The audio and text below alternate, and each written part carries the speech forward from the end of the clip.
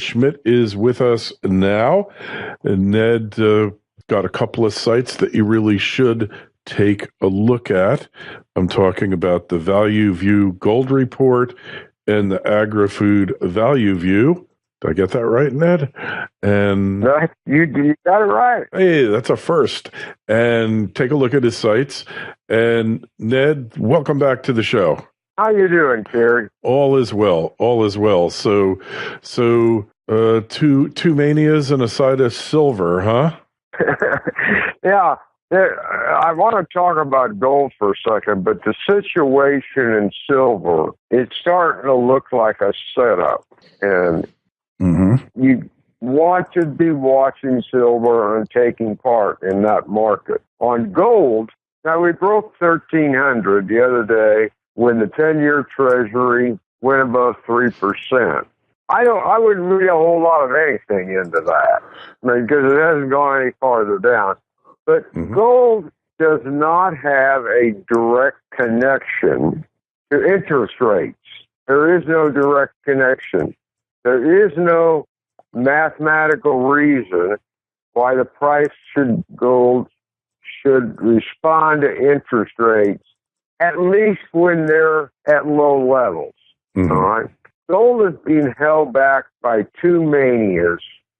One is in the equity market.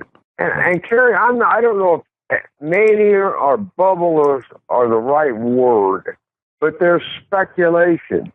When investors are buying anything because they believe in the inevitability of higher prices, that's a scary equity market, or a scary market for baseball cards or Beanie Babies or anything. And, you read articles that tell you that all five of the big names are going to all be trillion-dollar caps because it's inevitable. The only thing that's inevitable is a sunrise.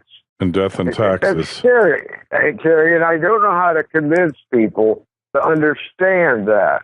And on the 13th, what is that, 9 days from now, we are likely to get the seventh interest rate increase for the United States. There is a direct connection between interest rates and the value of stocks. Stocks are not some special item that exists in the universe by itself. There's a mathematical relationship, and that will eventually cut the legs out of even the big five. The other mania has been going on in the foreign currency markets. The dollar has been on a rally since the beginning of the year. It entered a parabolic rise. Parabolic rise is when the slope accelerates. We cannot determine when a parabolic ends, but they always crash in painful fashion. Like Bitcoin. If you want to see right? Like like Bitcoin did, right? That's right. If you want to see a textbook picture of a parabolic rise and the aftermath, pull up a 1-year chart on the Bitcoin. And if anybody thinks that lateral pattern is going to end tomorrow, you're wrong. That lateral pattern, assuming that there is any value to Bitcoin, I think it's ultimately going to zero. But that lateral pattern could continue for another year, just like it has in gold stocks. So this thing with the dollar is utter nonsense. It's going to crater, and that's going to push gold up. But it is silver, Kerry, that's really giving what looks like a real opportunity. You and I have talked before about the net position in silver futures by large speculators. Oh, we watch it all the time, constantly, right? Yeah, right. Now, I'm going to try and describe what's going on here in generalities. I'm not worried about the gyrations in between. I'm looking at the big trend. In April of last year, the large speculators were net long about 105,000 contracts. Giant position. That's huge. By January of this year, which is 9 months, they had shed 40,000 contracts. So that's the first leg of the parabolic down. It then, by July I'm sorry, it's April. By April, they had shed another 55,000 contracts, essentially reducing their net position to below zero. Now, that's an inverted parabolic curve if you look at the giant trend. And in the last few weeks, it's broke out of it.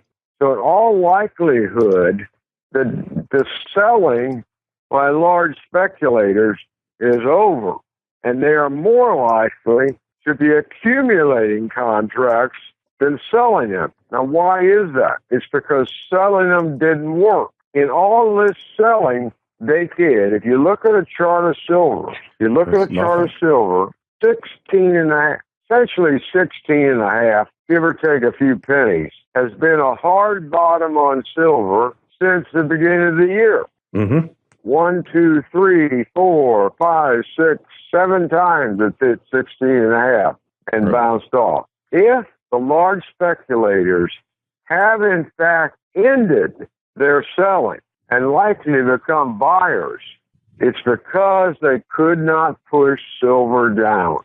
If you can't push something down in price, the only direction left from a trader standpoint is up. So silver looks like it's been set up for buyers.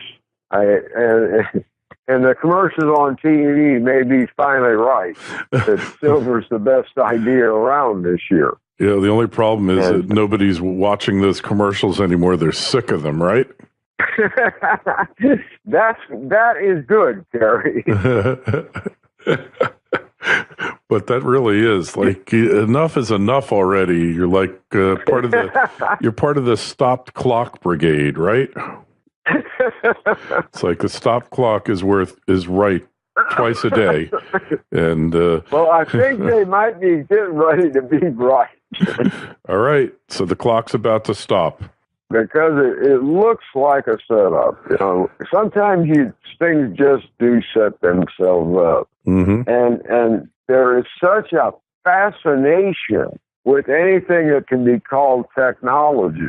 I mean, come on, guys. Amazon is just a big warehouse. The cloud is nothing but a big file cabinet. And you can call it technology, but let's face it, the cloud is just a big file drawer. Yeah. So That's so funny. I think folks certainly need those who go, and they need to take a serious look at silver. Sure. And one of the first things to do is don't read any bearish stories. Don't read any bearish stories. It won't do you any good. Okay. Being bearish don't do you any good. All right. So you're pretty confident about this one, huh? Yeah. It sure looks like a setup, Terry, and sometimes when something looks like a setup, it is. All right. Well, hey, I'm willing to listen to you on this one, Ned. So what's that going to bring? And what about, one thing I never talked to you about is platinum and palladium. I know you don't follow it too closely, but they are commodities and they are precious metals. They're part of the noble metal complex. What is your take on that? To me, they're just industrial metals. I mean, it is their industrial consumption that makes them have any value. Right. And I don't think over time there would be enough investment demand to support them if any of that industrial demand disappeared.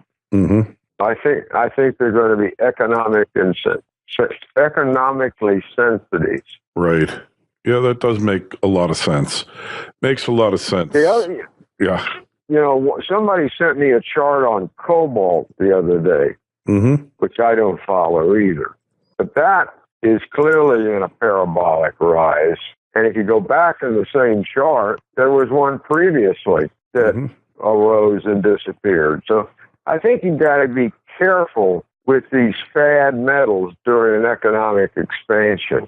That's why I don't do anything on lithium. Yeah. Because I think graphene is going to replace it. And sodium potentially too. Sodium batteries seem to be in the offing. The goal is going to be to make batteries way less, not way more. Correct. And actually, my simplistic view on lithium is there's nothing more than a call option on Tesla. Interesting. Tesla disappears, which is not impossible. Then the lithium bubble bursts. I don't want to be involved in that because I don't know what's going to happen to Tesla. Hey, me neither. Me neither, but it certainly looks like they're hitting a rough spot. I don't know what the production of the Tesla 3 has been like lately, but they were lagging way behind their ambitious goals. And it's picked up a little bit, but I don't think enough for them to really generate the cash flow that they need. That's my impression. But, hey, well, I guess we're going to find out. 23% of the reservations for the Model 3 were refunded. So, anyways, but supposedly the battery pack is working better production-wise. It's going up, but there really hasn't been a story about it in around a month. So we don't really know the real numbers, We don't know them at all. 10,000 a week, supposedly, full production volume, but is that going to be enough to save the company? That's a bet, not something you can analyze. Unfortunately. Yeah, how much do you believe in Elon Musk, I guess is the question. Yeah. Is he real or is he smoke? Yeah. I don't know. I don't want to bet my money on having to make that decision. No, thank you very much. No, not at all. No, but look, the shipments are going up. There's no question about that. But they're like, and then will the dog eat the dog food is the question, right? Just because you could make something doesn't mean the world really wants it, right? That's true. Yeah, like, hey. As I have found out a couple times. Yeah, tell me about it. In fact, you can be pretty sure they probably don't want it. It's the rare exception of stuff that they actually want, right? True? That's right. So, I do enjoy my electric bike. They're doing 2,000 cars a week, 100,000 cars a year, and that's assuming the market is going to stay there for them. I think they're cool, but I don't know that it's something I necessarily would want. But, who knows? Who knows? I guess we're going to find out. Hey, what's going on with our ag sector here? The agri-food price index just recently hit a new high. And some of the commodities have just been exceptionally strong. Cotton at a high, chickens at a high, sorghum was at a high, rice, barley, corn. Corn hit both a 52-week high and the highest price in 90 weeks. Really? It almost looks like there's a complete new environment for corn. And what's going on is the world is using more of it. Yeah. China is going to be forced to start, not exactly forced, is going to be importing more corn. Their corn imports will be up 25% this year. And part of it is that China has recognized that they're wasting money growing corn when it's cheaper to buy Iowa corn. And same thing with soybeans. Now, we had a lot of worry about the trade negotiations between Trump and China. If you read the U.S. press, you get one view. Mainly, I've quit reading articles where the first sentence is Trump's a fool. this guy is not writing an article, he's writing a political opinion. Yeah, But the Chinese, of course. The Chinese press paints a far different story. And what their story is the Chinese are not sure exactly what the U.S. wants. The other is that China is already agreed to increase our agricultural imports. It's an easy one. It's an easy one because our grains are cheaper. Mm-hmm. And so there's an economic gain to China by importing our grain. And one of the beneficiaries of this is likely to be corn because the Chinese have been consuming more corn than they produce. Mm-hmm. And the other part of that is ethanol. We just got talking about electric cars, but ethanol is seen as the only viable short-term solution to auto pollution. And so China is going to import a lot more ethanol, a lot more grain to make ethanol rather than electric cars. They're going to spend a lot more money on ethanol. Mm-hmm. And in the United States, this crop year, the 2019 crop year, which starts September 1. When I talk about years, I'm talking in crop years. In 2019 crop years, we're going to use 40% of our corn production to make ethanol. Mm. And the administration is moving to year-round E15. And we're going to increasingly see E15 gasoline being offered. And so if you're driving around somewhere in the U.S. where you see E15, it will not kill your car. Okay. It just won't. It'll lower your mileage, though, for sure. It's going to lower your mileage. I don't know if it lowers the cost of mileage. Yeah. That's the difference. It's ethanol is cheaper than gasoline. Yeah, that's true. It is cheaper, but less BTUs, British thermal units, per gallon. So you wind up getting less mileage. But you pay a lower price. I don't know how much lower you really pay because the oil companies hate it. Sells for $1. Ethanol is selling wholesale for $1.43. Mm-hmm. And so it is cheaper. That's why in the United States we've been installing flexible gas pumps. Mm-hmm. The USDA spends $100 million a year for flexible gas pumps installation. Right. Yes. Which you can dial from 10% to 85%. Mm-hmm. And a driver, what they do is they figure out which mix is best for their car in terms of cost and performance. Mm-hmm. So we're going to see more ethanol because it is the most easy solution to auto pollution. Well, here's some figures for you. Ned, a gallon of ethanol has 76,100 BTUs. All right. A gallon of gasoline, of regular gasoline, I'll have that answer for you in a second, has like over 100,000, I believe, 115,000 BTUs.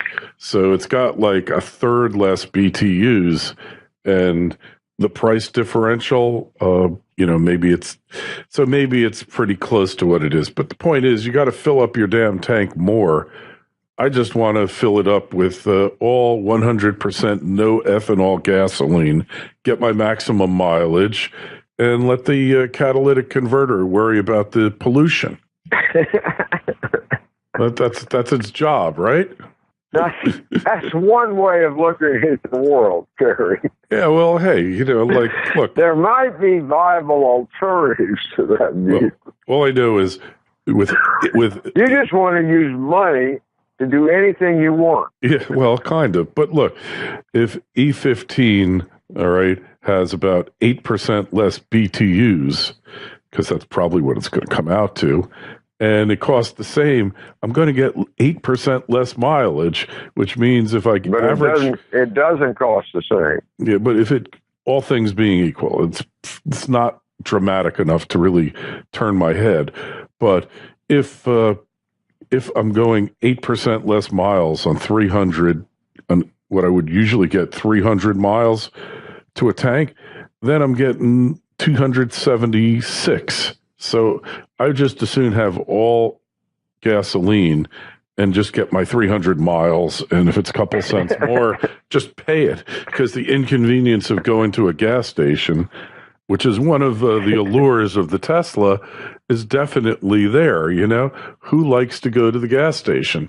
If there's any of you out there that like to go to the gas station, please send me an email, kl@kerrylutz.com, and explain why. That's the main question I would have, is why, you know, unless they've got like wet t-shirt contests at the car wash or something, I don't know why you would want to go to a gas station. It's a place to be avoided whenever possible. But anyway, that's so we're looking at the corn price almost has to go up based on what China's talking about. China doesn't know what the U.S. wants. Does the U.S. know what the U.S. wants? I'm not totally sure of that, Jerry. So, but I think that the Chinese-American trade war is becoming somewhat of a non-event. The bigger trade war is going to be with Canada and the EU, because neither one of those countries believe in fair trade. No, no. It's just flat do not. And Mexico too. Hey. So, and Justin from Canada is not the brightest bulb on the tree either. He doesn't get that they need us a hell of a lot more than we need them. And Mexico is certainly our seventh largest trading partner. You know, if they trade with them disappeared tomorrow, that would be a shame, wouldn't it? Well, it's probably not going to disappear, because there are too many locked-in relationships. Yeah, you know what I mean. Between the country, yeah. And the bigger risk on Mexico is that the socialist takes control. And that's not a positive for Mexico's future. No, it's not a good idea, but they'll just learn the hard way like everyone else does. Maybe they're trying to emulate Venezuela, right? I think they are. I think that's the guy's goal. That's the model. Yeah. I mean, both this socialist candidate and Jerry Brown think Venezuela is the economic model to follow. Well, it's worked so well for Venezuela, after all, right? Yeah. I mean, look at like the one minister said, if people would quit eating so much, there would be food on the grocery shelves. And, you know, you could also say if they didn't go to the bathroom as much because they're eating less, there'd be a lot more toilet paper on the shelves too, right? That's right. It's all these people that want to eat, you know. Yeah. We got to get rid of them. Yeah, they're just nothing but trouble. Nothing but trouble. It's got to be stopped. You know, eat less. That was Secretary of Agriculture of the U.S., Earl Butz, once was reacting to the inflationary high increasing prices of food, and his recommendation was eat less. So, which you know, back then Americans were a lot thinner, but nowadays that probably wouldn't have been such bad advice, would it, Ned? No, it wouldn't be. And if you ever been to Starbucks in the morning, you would be convinced of it. Yeah, or McDonald's, or go to a mall, go to a casino. That's the first. Starbucks is the first meal of the day for some people. Yeah, well, it should be your last, but anyway, we won't go there. You know, they have enough problems, and they're just trying to get like who can use their bathroom policy correct and all that. So let's just leave Starbucks alone. They're in enough trouble without us. But getting back to the ags, I mean, we're in a bull market for ag commodities. No question about it. If sorghum is selling and most Americans can't even spell it, then you know something's going on with the ag commodities. Right. Well, sorghum is a non-GMO. And the Chinese like to make their favorite alcoholic beverage out of it. Oh, really? I think it's pronounced Baiju. It's Baiju. Really? It's just, yeah. It's their version. It's China's vodka. You know, it's a basic food group in that country. Yeah. All right. Well, hey, this is pretty cool, Ned. Hey,